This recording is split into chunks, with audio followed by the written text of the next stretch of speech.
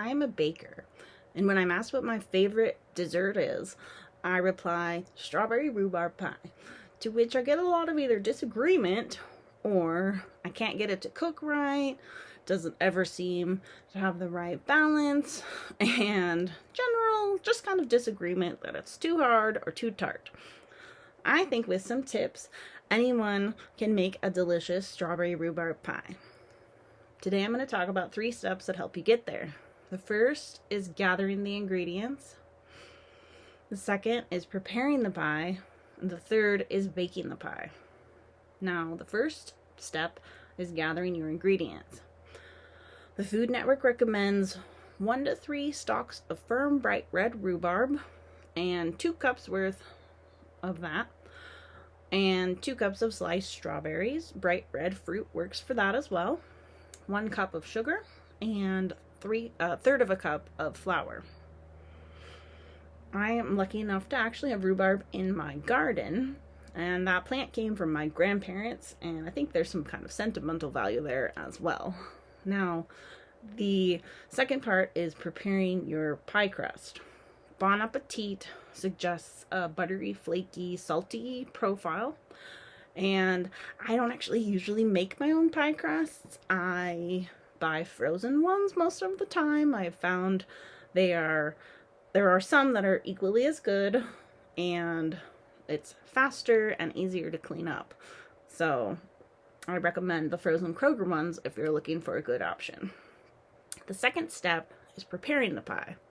You want to wash and slice your rhubarb and strawberries. Better Homes and Gardens recommends bite-sized rounds about 1/4 of an inch thick. On the rhubarb, one side of the stalk can sometimes be wider. You're going to chop those in half so they match the smaller size. You can do it for the strawberries as well, but they bake faster, so it's less of a problem. Now, we've been using these Better Homes and Gardens recipes forever. My sister and I both have our own photocopies of my mom's battered photocopy of her mom's 1940s cookbook. So it's a tried and true recipe.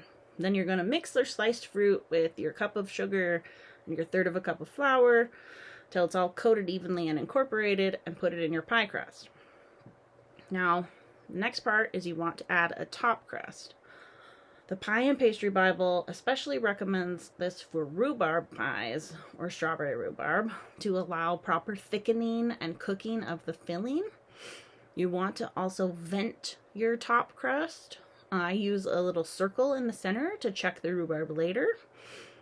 And I've actually made a rhubarb pie without a top crust, and I really like rhubarb and strawberry rhubarb, but if you have people that are kind of on the fence, it can do a weird thing to the top of it, just to the nature of rhubarb and how it cooks. So don't do that if you're not with people that are diehard fans. So I've talked about gathering the ingredients and preparing the pie. Now for the third and final step, baking the pie.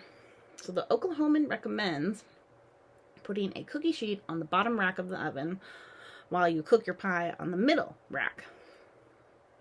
This is actually to prevent undercooking of the bottom crust. I use them with a little bit of tin foil on it so that when the pie bubbles over, your oven doesn't collect it and smell like burning sugar for the next 2 weeks. Next part is cooking for 60 to 90 minutes. Now, at 400 degrees Fahrenheit. Better Homes and Gardens recommends this range because sometimes it can cook faster, but what you really want is for that rhubarb to be done. And Bon Appetit says we're looking for fork tender rhubarb pieces that are clear to semi-clear and retain their shape. And that's why I like that little circle on the top crust, so that I can check it and see that it looks right.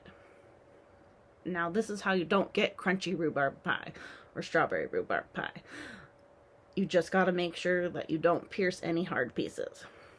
In conclusion, anyone can make a delicious strawberry rhubarb pie. You want to gather your ingredients, have your pantry staples, and get it from your garden. Your second is preparing it. Remember to cut those pieces evenly, and then baking the pie. If you pierce it and hit something firm, it's not done. Now, I've made this for someone who insisted they hated rhubarb, but was willing to try it and even took home leftovers.